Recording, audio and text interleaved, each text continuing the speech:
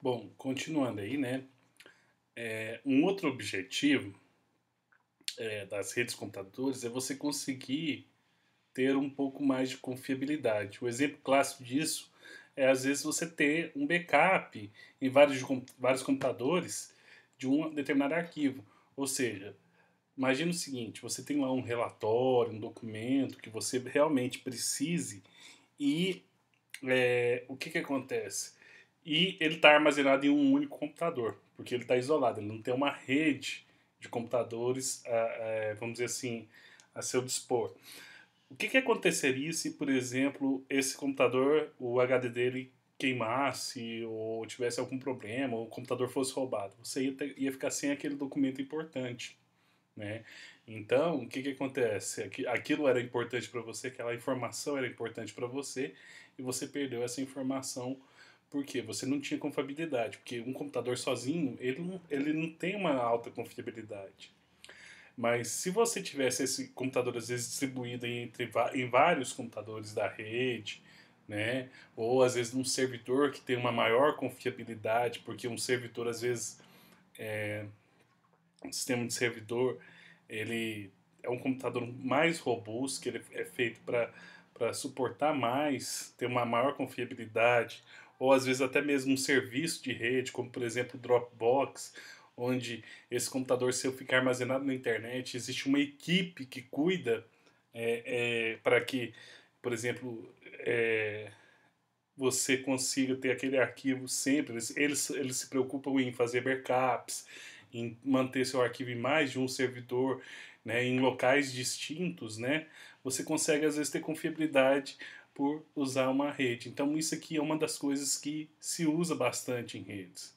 Então, se você tem lá tudo numa rede, por exemplo, às vezes sua estação de trabalho deu um problema, ela foi roubada, queimou o computador, aconteceu alguma coisa, às vezes, dependendo da bandeira como que foi estruturada a sua rede, basta que você vá para outro computador da rede que você pode ter acesso a tudo que você tinha antes, né? Existem mecanismos para isso. Então, com isso, você consegue ter essa confiabilidade em cima de tudo que você tem.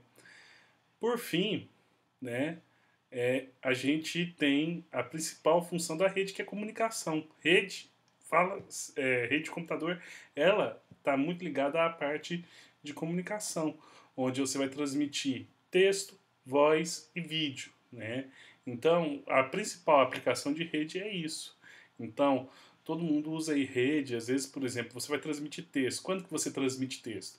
Quando você manda um e-mail, quando você publica lá um texto lá no Facebook, quando você entra num chat, como por exemplo, tem lá o WhatsApp, né? Que o pessoal usa hoje bastante aí nos celulares. Você manda uma mensagem de texto e a pessoa do outro lado recebe. Você transmite voz, né? Então, existe, por exemplo, o próprio WhatsApp, né? Você pode gravar um determinado som e transmitir isso para aqui. Voz aqui também a gente pode estender isso aqui para áudio, né? Então eu posso transmitir uma música para uma outra pessoa, eu posso gravar um determinado, por exemplo, se eu for músico, eu posso gravar lá uma, eu fiz um solo numa guitarra, eu posso mandar para alguém, transmitir isso, disponibilizar isso na internet. E vídeo, né? Então, da mesma forma, a gente também tem mecanismos de vídeo. Eu não sei se o WhatsApp faz vídeo, mas tem o Skype, né? Que você pode conversar é, com uma pessoa em outro lugar, tendo a parte de vídeo. Então, vendo a outra pessoa, o que, que ela está fazendo, o lugar que ela está, junto com a voz, né? E também, dependendo do caso, até o texto. Então, esses são os três objetivos principais de redes, né? Você compartilhar recursos, né? Você ter confiabilidade e você poder comunicar, transmitir essas informações aí. Então, esses são os objetivos principais aí. Bom, então, aqui agora a gente vai começar a tentar entender um pouquinho de como que funcionam as redes de computadores. Então a gente vai precisar de alguns conceitos básicos, né? Então, o primeiro conceito é que as redes elas trabalham com uma série de protocolos. Nós vamos estudar vários protocolos. O que é um protocolo? Protocolo, na verdade, é um conjunto de regras que elas definem como a informação será trocada, tá certo? Ou como vai se proceder uma determinada tarefa, uma determinada ação dentro da sua rede, né? E protocolos não é uma coisa exclusiva de rede. A gente tem protocolos pessoais. Então, por exemplo, da maneira como que a gente interage com as pessoas, da maneira como às vezes a gente realiza determinadas tarefas dentro do nosso trabalho, do dia a dia. Então, aqui eu tenho um exemplo de protocolo que envolve a comunicação entre duas pessoas, né? Então, esse é um exemplo de protocolo relativo ao ser humano. Então, por exemplo, se essa senhora aqui quer perguntar as horas para esse cidadão aqui, então a primeira coisa que ela faz geralmente é chamar atenção. Esse chamar atenção pode ser com um simples olá. Fala, olá. Então esse cidadão ele vai escutar ela e ele vai responder com outro olá, indicando que ele agora está prestando atenção nela. É um protocolo implícito que a gente usa todo santo dia. Então ele responde aqui com um olá para ela. Então agora ela sabe que esse cidadão está prestando atenção nela. Aí ela pega e manda uma nova mensagem. Que horas são? Esse cidadão vai processar essa mensagem, entender ela, né? Ele vai olhar no relógio e vai falar assim: são 2 horas. E gera uma resposta. Então, esse é um protocolo nosso de comunicação verbal. Ele tem uma série de regras, né? Então, por exemplo, aqui quando ele usou o olá, ou quando a gente, por exemplo, chega numa pessoa e fala bom dia, boa tarde, boa noite, obrigado, isso aí são regras da nossa comunicação pessoal, né? E a partir dessas regras a gente sabe se eu consigo continuar a comunicação, se eu posso parar. Igual, por exemplo, se você chegar lá, a pessoa chega lá, bom dia, aí a pessoa fala assim, não, bom dia só pra você, porque pra mim não é não. O que você vai fazer? Você percebeu que aquela pessoa ela não tá querendo conversar com você, mas isso é um protocolo, tá certo? Ela foi extremamente mal educada, mas ela não quer conversar com você. Então, o que acontece? Nesse caso, você vai tentar continuar a comunicação? Não. Você fala assim, não, com licença, e simplesmente vai embora. Procura ela em um outro momento, se você tiver que realmente procurar aquela pessoa, realmente depois nem procura mais essa pessoa. Então, mas essas regras que são implícitas definem um protocolo de comunicação.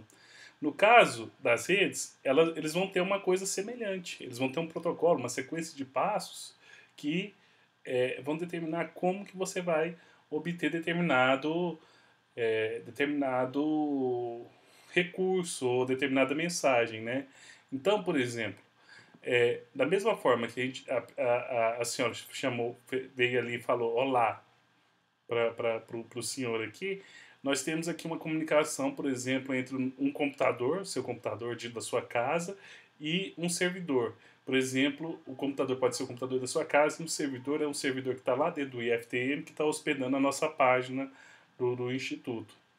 Então, o que acontece? A primeira coisa que esse computador faz, ele vai solicitar lá uma conexão TCP. Nós vamos falar bastante desse termo TCP para frente, por enquanto, mas vamos deixar isso bem alto.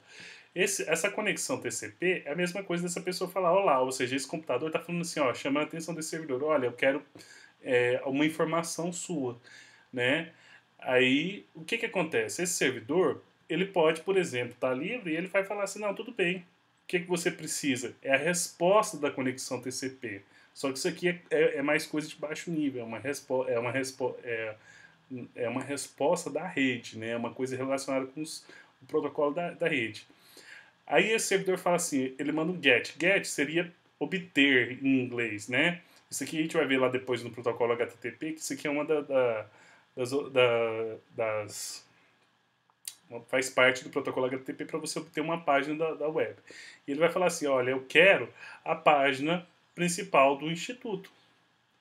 O que o servidor vai fazer? Ele vai pegar essa solicitação e no final ele vai mandar o arquivo da página para esse computador. Aí esse computador lá no navegador vai, que a gente chama renderizar esse arquivo e vai mostrar para você a página lá do instituto. Mas pode ser que quando eu solicito essa conexão TCP, pode ser que esse computador aqui ele esteja sobrecarregado, por exemplo. Acontece muito, às vezes, em épocas de resultados de vestibular, que muitas pessoas acessam o mesmo o site, por exemplo, do IFTM, e quando eu fizer essa solicitação TCP, ele fala assim, olha, não posso te atender agora. Ele dá uma resposta, fala assim, ó, não tem conexão, geralmente dá um erro. Isso é um exemplo, por exemplo, acontece, não sei se vocês já aconteceu com vocês, quando vocês recebem alguns erros do tipo HTTP 500, que o servidor ele não consegue atender as requisições, né? Às vezes, quando, por exemplo, você tem um site aí que tem uma demanda muito grande, acontece muito isso, às vezes, por exemplo, recentemente a gente está tendo aí a compra dos ingressos da FIFA, quando abrem as compras para os ingressos promocionais, às vezes tem muita gente querendo acessar e você não consegue ter a solicitação. Aí isso seria o equivalente de quando ele fala assim, bom dia só para você. Mas não é uma maneira... Ou então, ele poderia responder, olá, eu estou meio ocupado agora, pode ser depois? Então, é uma outra maneira de responder. Então, o protocolo é esse conjunto de regras que define como que essa informação vai ser trocada. E existem vários protocolos quando a gente estuda rede, nós vamos estudar vários deles aí, tá certo? Então, primeiro conceito que a gente precisa de ter de redes é isso, o que são protocolos. Então, na definição mais formal, o protocolo define o formato e a ordem das mensagens trocadas entre duas ou mais entidades comunicantes. Então, ou seja, ele define as regras. Como é que vai ser o formato, a ordem, as regras, né, entre duas ou mais entidades comunicantes. Bem como as ações realizadas na transmissão e ou no recebimento de uma mensagem ou outro evento. Então, o protocolo é isso, é as regras. As ações são regras, a maneira como que é feita a comunicação. A gente tem protocolos na vida real, como eu já falei, e a mesma coisa existe nas redes. Então, existe um formato, uma ordem, as ações que são realizadas quando você está trabalhando aí com uma rede de computador. Bom, aí entra aqui a próxima parte, que é uma apresentação do que é a internet. Então, essa figura aqui, ela ilustra bem como que é a infraestrutura de internet. Só que a internet ela é muito maior do que isso aqui, mas essa figura é uma figura didática que ela ilustra todos os elementos que existem numa rede de computadores e no caso da internet, que é a maior rede de computadores que a gente tem, né, disponível aí. Então, ao entender os elementos dessa figura aqui, a gente consegue entender bem o que é a internet. A internet ela é isso daqui, só que com muito mais elementos, né? Então a quantidade desses elementos é muito maior. Então, se vocês observarem nessa figura, a primeira coisa que chama a atenção é você tem essas regiões aqui separadas em azul, né? Na verdade, cada região dessa aqui, ela representa, vamos dizer assim, um determinado setor, né? E assim por diante. Então, por exemplo, essa primeira coisa, que até tem um formato de uma casa, esse outro também, representa uma rede residencial. É a rede interna dentro de uma casa, por exemplo. É a rede que a gente tem dentro da nossa casa. Aqui ele está representando uma outra casa e assim por diante, né? Aqui ele tem a rede de uma empresa, uma rede corporativa, tá certo? Então, aqui ele está ilustrando quais são os elementos dessa rede corporativa, né? Aqui eu tenho uma rede móvel, é a rede que a gente tem quando a gente anda na rua da cidade. Geralmente é uma rede sem fio, é o famoso 3G que está acontecendo. Então eu tenho aqui os elementos que a gente tem dentro de uma rede móvel. E aqui no meio a gente tem um elemento que são os ISPs. ISP está aqui embaixo a colinha, vem de Internet Service Provider, ou provedor de serviços de internet. Que é o provedor? O que é o provedor de serviços de internet? São as empresas de telecomunicação. Então, o que acontece? Só para vocês terem uma ideia, eu vou dar um exemplo que fica bem claro para vocês. A empresa de telecomunicação, a gente tem a Embratel, a gente tem as operadoras de telefonia celular, por exemplo, a Oi, a Vivo, a STBC, a TIM. né? Então, é claro, então, e existem outras empresas às vezes que a gente nem sabe o nome, né? Que são empresas que a gente às vezes até desconhece, mas são essas empresas de telecomunicações que são os ISPs. Então, o que acontece? Essas empresas, como o próprio nome está falando aqui, elas provêm serviços de internet, ou seja, elas trabalham com o fornecimento de conexões à internet. Então, o que acontece? Dentro dessas empresas, elas têm equipamentos especiais e conexões especiais para poder é, trabalhar com a transmissão de informações para o mundo inteiro. E existem dois tipos de ISPs, né? Que ele tá separando aqui. O primeiro são os ISPs local regional. O que acontece? É o seu provedor local. Geralmente esse provedor local é o que fornece a internet para para você na sua casa, para as empresas daquela região e assim por diante. Então, o que acontece? Esse ISP é o que geralmente você usa para contratar a internet. Então,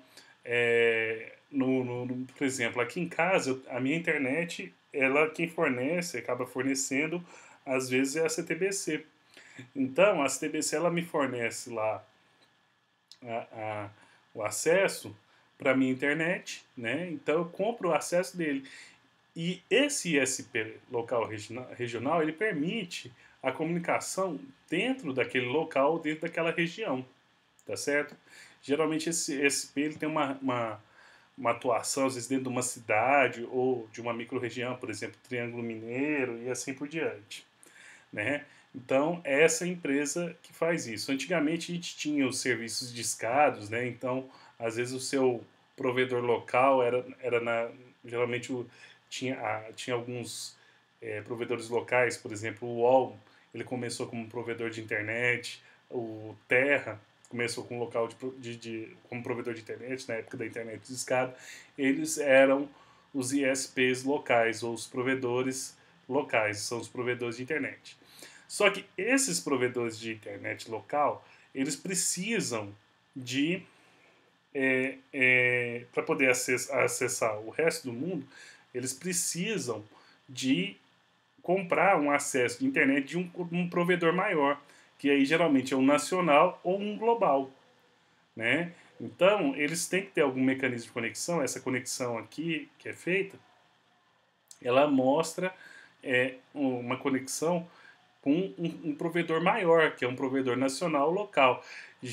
Por exemplo, hoje, no meu caso, a CTBC ela é um ISP local regional. Ela tem um acesso limitado, por exemplo, aqui a essa região que a gente vive aqui do Triângulo Mineiro e uma parte de Goiás e assim por diante. Mas ela, por exemplo, se você for ver, dependendo da região aí que você está, vocês não devem nem saber o que é a CTBC, né? Então, ela tem um acesso limitado, ela não tem uma área abrangente. Aí o que ela faz? Ela se conecta às vezes a uma rede maior, por exemplo. Essa rede, por exemplo, poderia ser a rede da Embratel, né, que já atua no mercado mais nacional, ou às vezes até uma rede internacional, né? Então pode ser uma rede, sei lá, controlada, por exemplo, pela Telefônica, que existe lá em São Paulo, mas uma rede às vezes um braço da Telefônica que tem uma conexão aí com a Europa, ou às vezes uma rede da AT&T que está lá nos Estados Unidos e assim por diante. Então, é, é, esse provedor local ele também precisa do serviço de um ISP nacional global. E esse ISP nacional global, geralmente ele tem uma área de abrangência muito grande. E às vezes esse ISP nacional global, esses provedores maiores, eles também estão muito relacionados com a rede móvel, né? Então, eles fornecem serviços de rede móvel, porque mais ou menos está ligado a eles, que aí entra os serviços de 3G, né? Dessa internet que a gente tem hoje aí, ó, pelo celular. Já se fala em 4G, mas pela teoria nossa de redes, na verdade o 4G ainda está bem distante, né? Eles estão usando isso mais como ferramenta de marketing do que atingindo o chamado 4G mesmo. Então, esses provedores, ou local, ou o nacional global, fornecem esses serviços, né? Eles fornecem conexões para o global e para chamada rede móvel, né? E vendem esse serviço aí, onde você tem lá os elementos da rede móvel, né? Os celulares, os laptops com 3G, com aqueles modem 3G e assim por diante, né? Então, isso aqui é mais ou menos a estrutura da internet. Então, você tem isso daí, né? Então, por exemplo, esse ISP nacional global, por exemplo, isso aqui é a Embratel, está aqui no Brasil, ela se conecta lá, por exemplo, com a AT&T lá nos Estados Unidos, que se conecta lá com um, um, um ISP local, por exemplo, lá em Nova York, que fornece acesso para as pessoas dentro da cidade de Nova York e expandindo esse gráfico aí, você tem os acessos a todos os elementos aí, né? Então, entre todas as pessoas. Uma outra coisa que é importante identificar aqui nessas figuras, primeiro, são os chamados sistemas finais, que fazem parte da periferia da rede. Então, quem no final acaba acessando essa informação aí, né, que tá trafegando essa informação? Geralmente é algum tipo de computador, ou na forma, às vezes, um notebook, um celular, ou de algum tipo de dispositivo móvel, né? Um tablet ou qualquer outra coisa.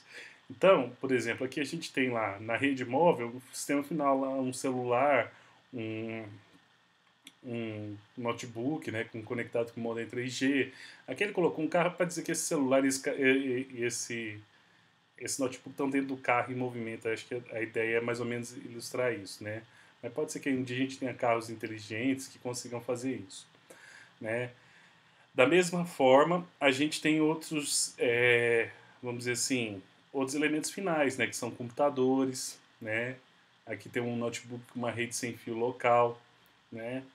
E a gente tem aqui, dentro das empresas, né, você pode ter servidores, né, que fornecem serviços para esses computadores ou até fora. Então, por exemplo, dentro do IFTM, a gente acabou de falar, eu tenho lá, por exemplo, um servidor que hospeda na rede corporativa do IFTM uma página lá, a nossa página da web. E você da sua casa, quando você vai entrar aí no Moodle para acessar lá o conteúdo, né? Inclusive o Moodle também é um outro serviço que está aqui, né? Você vai ter uma conexão acessando a rede corporativa aqui do IFTM, chegando lá no seu servidor. Então, esses são os elementos finais. Geralmente são computadores, né? Aí tem de vários tipos, né? Então, que eles acessam isso. E isso faz parte do que a gente chama de periferia da rede. A gente já vai falar talvez um pouquinho mais, ter alguns slides para frente disso, mas já fica esse conceito aqui, que são os elementos finais, né, da rede. E aqui no meio da rede, se vocês forem olhar, principalmente esses xizinhos aqui, tá vendo? Isso daqui é o centro da rede. Esse centro da rede, eles basicamente são equipamentos de rede. Então, que tipo de equipamento de rede? Inclusive esses aqui dentro da rede corporativa, dentro da rede residencial. Esse X aqui geralmente representa um roteador ou um switch, que são equipamentos de rede, que eles são utilizados para transmitir a informação entre as várias redes de computadores. Então, geralmente, se você for ver, eu tenho aqui um roteador, por exemplo, que ele conecta os vários elementos finais, né? Então, vamos pegar esse roteador aqui, por exemplo. Ele conecta a vários elementos finais, por exemplo, que são computadores, e conecta-se a outros roteadores. Aqui ele tem um outro elemento que é um pouquinho diferente, né? Um outro elemento final, que é uma interface de rede, que a gente chama de roteador sem fio, mas isso aqui também é um roteador, né? Então, o que acontece? Se você, então, esses elementos, esses roteadores, são os que fazem o processo de encaminhamento da mensagem de um ponto ao outro, tá certo? E esse processo, ele se parece bastante, por exemplo, com o processo de logística, né?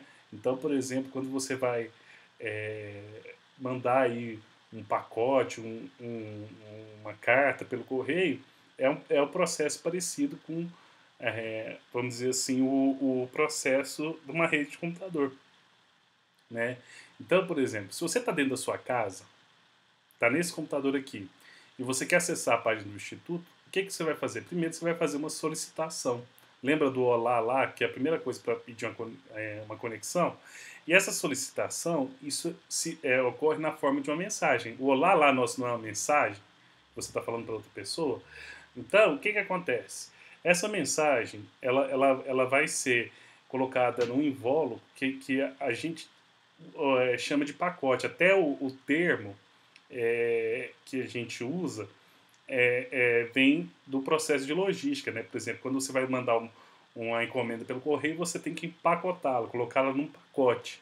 Então essa mensagem vai ser colocada dentro de um pacote e esse pacote vai ser entregue para o primeiro roteador que a gente tem aqui. Esse roteador você pode pensar como sendo o próprio correio. E o que acontece? Se você for olhar, esses elementos aqui no meio também são suítes, né? Ele representa são suítes, mas fazem parte, ele tem uma função diferente, a gente vai ver do coisa, mas fazem parte lá do processo, vamos dizer assim, do correio. Então, o correio, o que acontece? Você entregou na agência lá do correio, ou naquelas caixinhas, geralmente você entrega um pacote na agência do correio. O que a agência vai fazer? Ela vai vir e vai encaminhar esse pacote para o destino. Então vamos supor que esse servidor aqui seja o destino da minha comunicação. Então essa agência aqui vai ser responsável, por exemplo, para encaminhar esse pacote, por exemplo, aqui ele vai colocar ela num caminhão.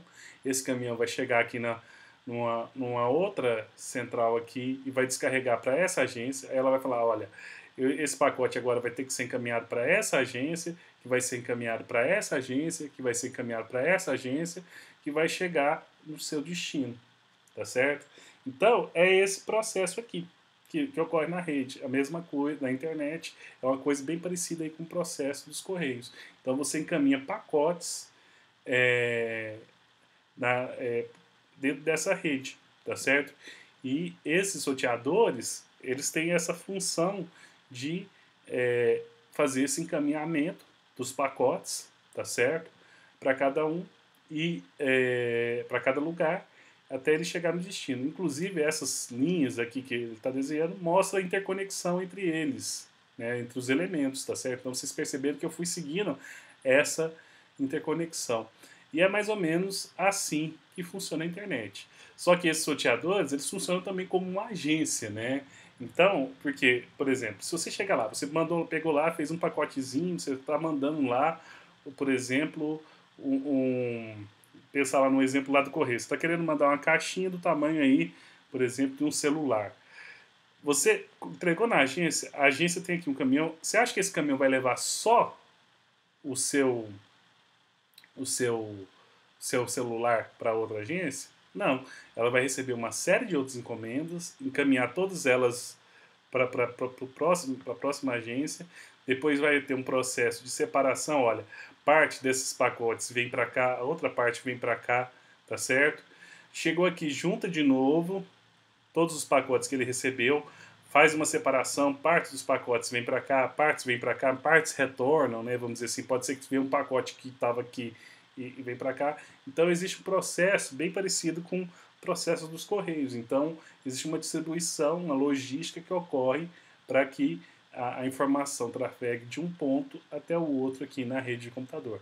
E nisso daí também ele passa por vários meios, né? Então nesse exemplo de comunicação, aqui ela passou às vezes por um cabo de um tipo, que é um cabo de rede que a gente chama, né? A gente vai falar de detalhes sobre esse, um cabo Ethernet. Aí isso aqui, por exemplo, isso aqui ele está representando um modem, né? Então, por exemplo, esse roteador chegou a esse outro equipamento, também às vezes por um cabo Ethernet, só que aqui ele usou, por exemplo, a linha telefônica. Então, o caminho, o meio de transporte aqui às vezes muda, né? Aí chegou aqui por exemplo, uma conexão também às vezes com cabo Ethernet, mas essa conexão entre roteadores, por exemplo, pode ser por fibra ótica. Aí essa outra também pode ser por fibra ótica, e de repente chega aqui que vai no cabo Ethernet. Então, quando você vai transportar, aqui tem vários mecanismos, meios de transmissão. Da mesma forma que você pega quando você vai transmitir um pacote, vai enviar um pacote pelo correio. Você não sabe, mas esse pacote pode ter viajado de carro, viajou de bicicleta, né? Às vezes, dependendo do caso, quando chega no final, pode ser que o entregador vai de bicicleta, ele pode ter viajado de barco, ele pode ter viajado de avião. Então, existem vários mecanismos, meios diferentes de transmissão desse pacote, tá certo? Então, basicamente é isso a internet. Vou dar uma paradinha aqui.